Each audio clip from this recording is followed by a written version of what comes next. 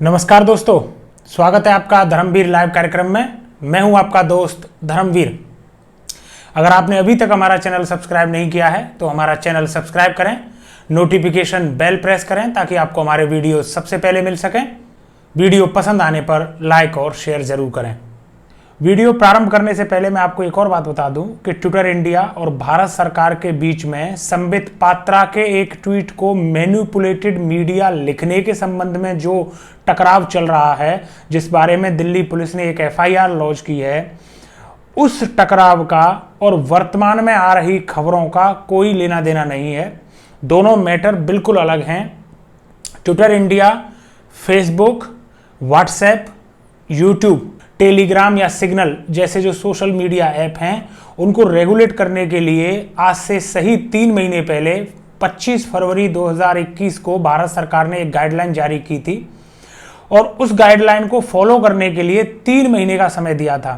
तो ये जो विवाद अभी चल रहा है, जिसमें यह कहा जा रहा है कि ट्विटर इंडिया, फेसबुक आदि 26 मई के बाद भारत में काम करना बंद कर देंगे, इस वाले विवाद का ट्विटर इंडिया के ऊपर जो संबित पात्रा का एक मैनिपुलेटेड मीडिया वाला एक पोस्ट जो हुआ था, उन दोनों का आपस में कुछ ज्यादा लेना देना नहीं है। लेकिन चूंकि इनकी टाइमिंग लगभग एक है, तो बहुत सारे लोगों को यह गलतफहमी हो रही है कि भारत सरकार ट्विटर को इसलिए बंद करना चाहती है क्योंकि उसने संबित पात्रा के एक ट्वीट को मैनिपुलेटेड मीडिया टैग कर दिया था। लेकिन वास्तविकता इससे बिल्कुल अलग है। हाँ, दिल्ली पुलिस ने एफआईआर की है, दिल्ली पुलिस जांच भी कर रही है और दिल्ली पुलिस ट्विटर के हेडक्वार्टर भी पहुंची थी, जहां पर कि उसे कोई मिला नहीं क्योंकि वर्क फ्रॉम होम चल रहा है। तो ये सब कुछ एक तरफ चल रहा है, लेकिन दूसरी तरफ ये जो गाइडलाइंस हैं जो 25 फरवरी 2021 को लागू की गई थी, उन गाइडलाइंस को फॉलो करने का समय 3 महीने का दिया गया था और वह समय अब आज पूरा होने वाला है। तो 26 मई के बाद ये प्लेटफॉर्म्स काम नहीं करेंगे। इस बारे में बहुत सारी खबरें आ रही हैं। हम इसी बात पे डिस्कस करेंगे कि क्या वास्तव में भारत में फेसबुक, ट्विटर और यूट्यूब बैन होने वाले हैं। दोस्तों, ये पूरा मामला है क्या? 25 फरवरी 2021 को भारत सरकार ने एक गाइडलाइन जारी की थी, जिसके तहत यह बोला था कि जितने भी सोशल मीडिया एप्स भारत में काम करते हैं, जिनको कि इंटरमीडिएटरी बोला गया था। देखिए, इंटरमीडिएटरी और जो न्यूज पब्लिशिंग हाउसेज हैं, उनमें अंतर क्या है? न्यूज पब्लिशिंग हाउसेज में जो भी लिखा जाता है, चाहे वो एक मैगजीन में हो या न्यूज़पेपर में हो या चैनल पे जो दिखाया जाता है, वह पूरे तरीके से उस चैनल की रेस्पॉन्सिबिलिटी मानी जाती है। अगर उसमें कुछ भी गलत बोला जाता है तो डिफेमेशन लॉ और क्रिमिनलिटी के जो चार्जेस हैं वह उस चैनल, मैगजीन या न्यूज़पेपर के खिलाफ लगाए जा सकते हैं। तो वह इंटरमीडिएटरी नहीं है, क्योंकि उनमें जो कुछ भी दिखाया, चलाया, लिखा जाता है वह दरअसल उन्हीं का खुद का कंटेंट होता है। भले ही वह कंटेंट वो अलग अलग करस्पॉन्डेंट या अलग अलग सोर्सेज के थ्रू लाएं और उस कंटेंट के लिए वो रेस्पॉन्सिबल होते हैं। लेकिन Facebook, Twitter, signal, WhatsApp, YouTube, यह एक तरीके से इंटरमीडिएटरी प्लेटफॉर्म्स हैं जहां इनका खुद का कंटेंट नहीं होता है। हम जैसे, आप जैसे बहुत सारे उपभोक्ता इनके पास आकर अपना कंटेंट डालते हैं और वह फिर पूरी दुनिया में देखा और पढ़ा जाता है। तो यह इंटरमीडिएटरी ग्रुप्स हैं। इनके लिए फरवरी 2021 में भारत सरकार ने अलग से गाइडलाइंस जारी की थी और उस गाइडलाइंस में कुछ पॉइंट्स ऐसे थे जिनकी की पालना करने में ट्विटर और फेसबुक इंडिया अभी तक कामयाब नहीं हुए। एक ऐप ऐसा है जो मेड इन इंडिया है, कू ऐप, जो ट्विटर का इंडियन वर्जन बताया जा रहा था। उस ऐप ने जरूर वो गाइडलाइंस फॉलो की हैं। अच्छा, सबसे पहले मैं आपको यह भी बता दूं कि गाइडलाइन है क्या। फरवरी 2021 में नए रूल्स इन्होंने ले डाउन करे थे। उन रूल्स के अनुसार सभी इंटरमीडिएटरी ग्रुप्स को भारत के अंदर इस तरीके का एक मैकेनिज्म खड़ा करना था जहां पर कि उस किसी पर्टिकुलर मैसेज को बनाने वाले ओरिजिनल व्यक्ति का नाम इन प्लेटफॉर्म्स को जांच एजेंसियों के लिए प्रोवाइड करना था। दूसरी बात, इनको एक ऐसे ऑफिसर की नियुक्ति करनी थी जो कि भारत की जांच एजेंसियों के साथ तालमेल बिठा सके। अब आप देखिए प्रॉब्लम कहां है कि जैसे ट्विटर है, ट्विटर का हेडक्वार्टर यूएस में है, लेकिन वह डील भारत में कर रहा है। तो जांच एजेंसियों के लिए यह बड़ा मुश्किल होता है कि वो आखिर किसके साथ डील करें। और अगर कोई कहीं कोई ऑफेंस होता है या किसी टाइम से भारत में दंगे होते हैं या कोई रियोट्स होते हैं, ऐसी स्थिति में वह किसके साथ फॉलो अप करें।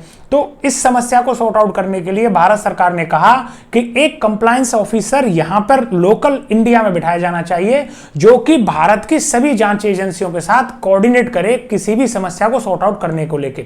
अभी हम सभी जानते हैं कि हमारे पास व्हाट्सएप पर और फेसबुक पर बहुत सारे फॉरवर्डेड मैसेज होते हैं, और यह भी सच्चाई है कि उनमें ज्यादातर मैसेज फेक होते हैं। तो वो जो फॉरवर्डेड मैसेज हैं जिनमें की इंफॉर्मेशन करेक्ट नहीं है, लेकिन अगर उस इंफॉर्मेशन की वजह से अगर किसी की मानहानि होती है, कोई डिफेमेशन का केस बन जाता है या कहीं पे रियोट्स हो जाते हैं, उस कंडीशन में भारत सरकार यह चाहती है कि उस इंटरमीडिएटरी ग्रुप के पास एक ऐसी टेक्नोलॉजी हो जो कि उस मैसेज को सबसे पहले जिसने बनाया था उसका पता भारत सरकार को बता दे।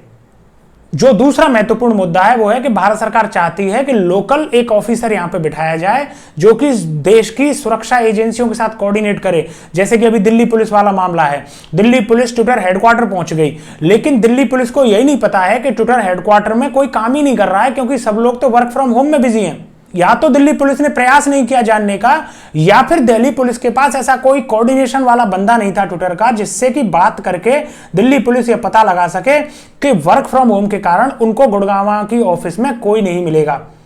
तो ऐसी हालत से बचने के लिए भारत सरकार यह चाहती है कि इस तरीके का एक मैकेनिज्म यहीं पे बना दिया जाए, एक ऐसा ऑफिसर हो जो कि सारी जांच एजेंसियां, सुरक्षा एजेंसियां उनके साथ कोऑर्डिनेशन करने का काम करे।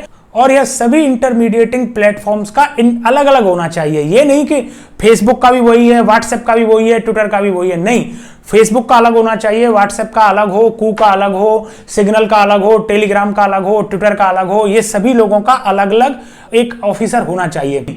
एक इंडिया यूएस पार्टनरशिप एक फोरम है जो कि भारत और अमेरिका के बीच में जो व्यापारिक मामले हैं उनको सॉर्ट आउट करने का काम करती है। उस फोरम ने भी यह रिक्वेस्ट की है भारत सरकार से कि इन लोगों को कम से कम 1 साल का समय दिया जाए और उसके बाद कुछ नेगोशिएशंस एक खास टॉपिक पे होनी है।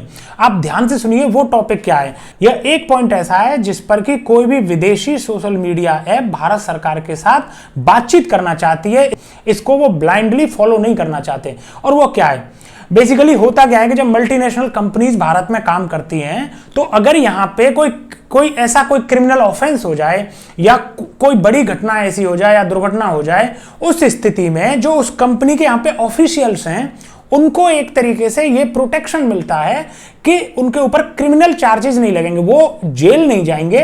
तो सोशल मीडिया ऐप चाहती हैं कि जो नई गाइडलाइन भारत सरकार ने जारी की है जिसमें कि इंटरमीडिएटिंग जो एप्स हैं उनके अधिकारियों को क्रिमिनल चार्जेस फेस करने के लिए बोला गया है। किसी भी मामले की अगर कंप्लायंसेस नहीं हो पाती हैं तो उनको क्रिमिनल चार्जेस फेस करने पड़ेंगे। ये जो बात बोली है इसी को लेकर ज्यादातर सोशल मीडिया एप्स भारत सरकार के साथ नेगोशिएशन करना चाहते हैं। जो कंपनियों के सीईओज या कंपनियों के जो कर्मचारी हैं उनको किसी तरीके के आपराधिक मुकदमे का सामना भारत में ना करना पड़े।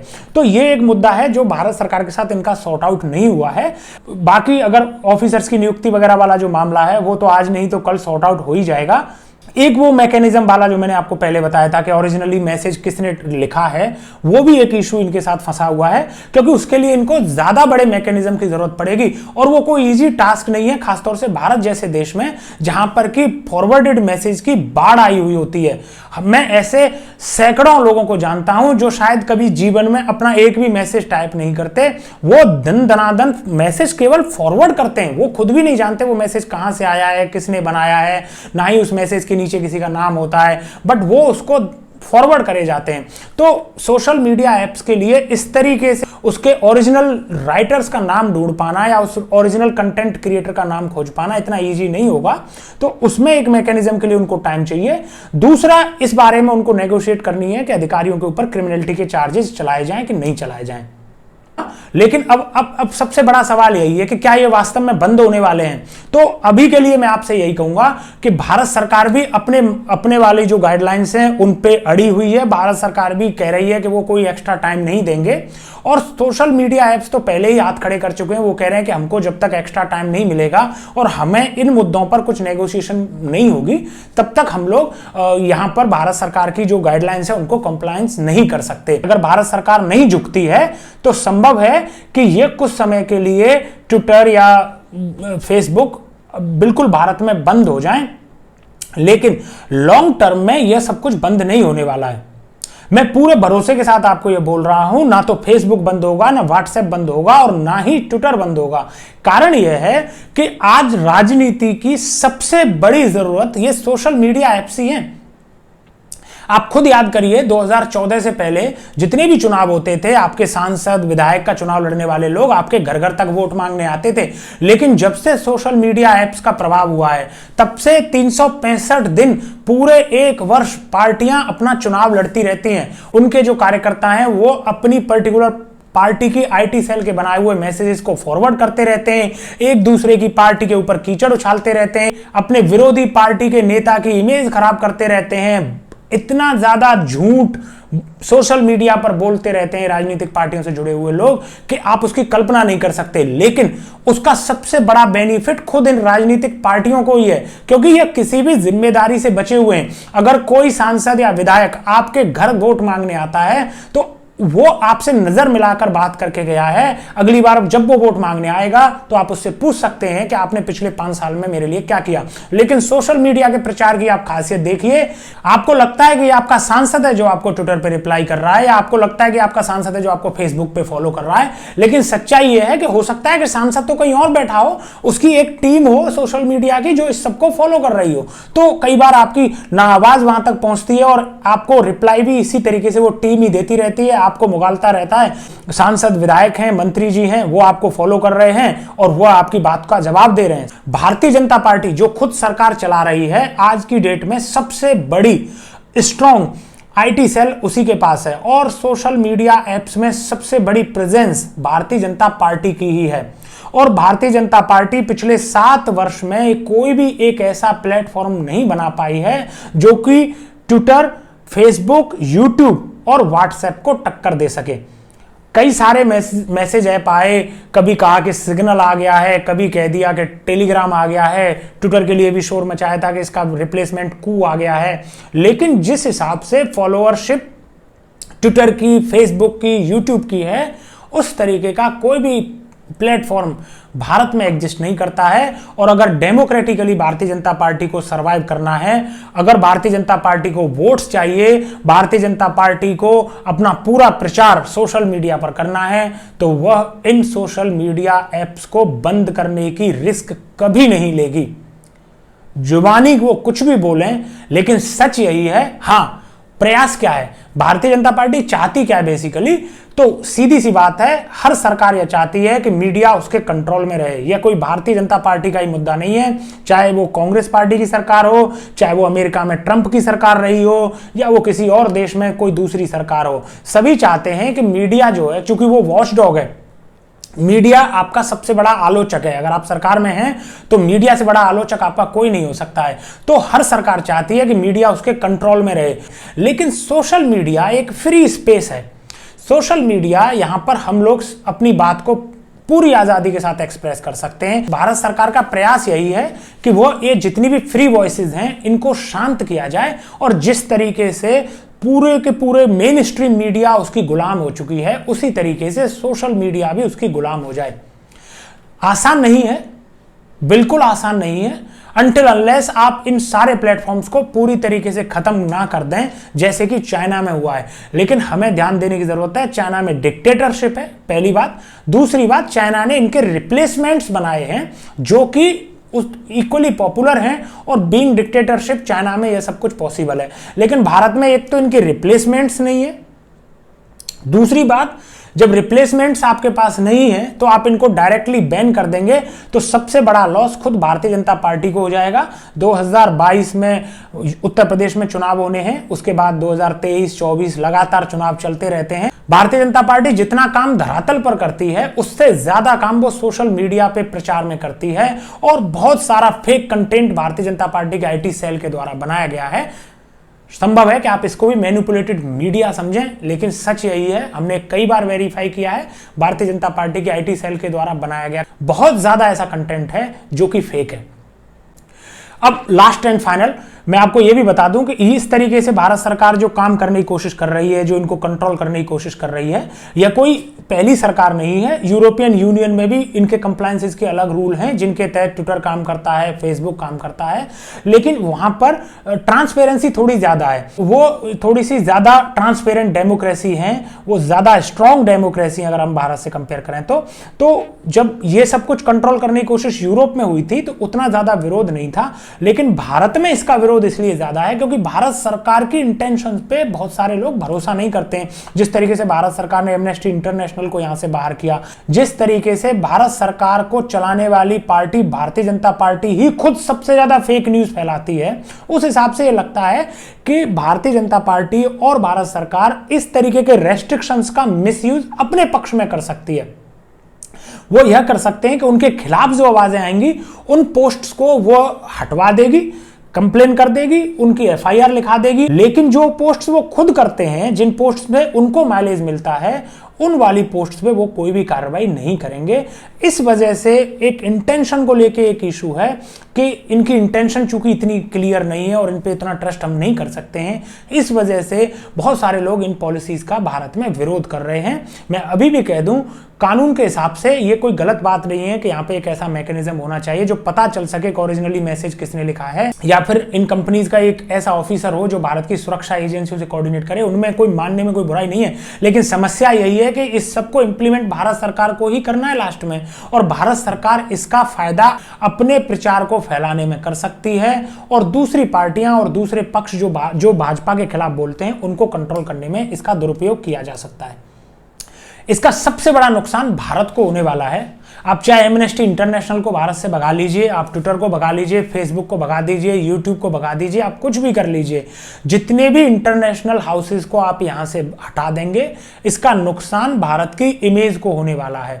अभी के लिए भले ही आपको ये अच्छा लगे कि वाह हमारी सरकार है, हम सब कुछ कंट्रोल कर सकते हैं, हम सुपर पावर हैं, लेकिन सच्चाई ये है कि जितने भी फ्री इंस्टीट्यूशंस हैं, चाहे वो मीडिया हो, चाहे वो सोशल मीडिया हो, ये जब तक फ्री रहते हैं तब तक दुनिया में आपकी एक बेटर इमेज होती है और आप इन्वेस्टर्स को ईजिली आकर्षित कर सकते हैं।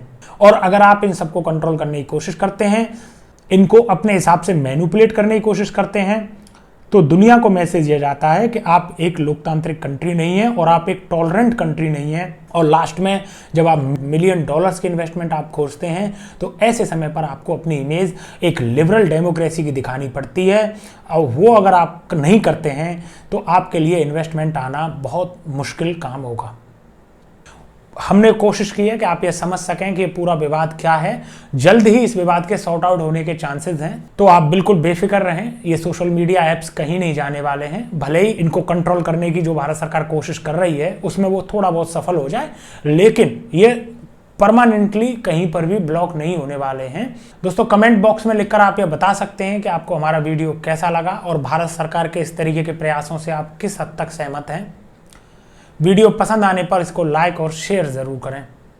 अगर आपने अभी तक हमारा चैनल सब्सक्राइब नहीं किया है तो हमारे चैनल को सब्सक्राइब करें, नोटिफिकेशन बेल प्रेस करें ताकि आपको हमारे वीडियो सबसे पहले मिल सकें। मैं मिलता हूं आपको अगले वीडियो में, तब तक मुझे दीजिए इजाजत। जय हिंद, जय भारत।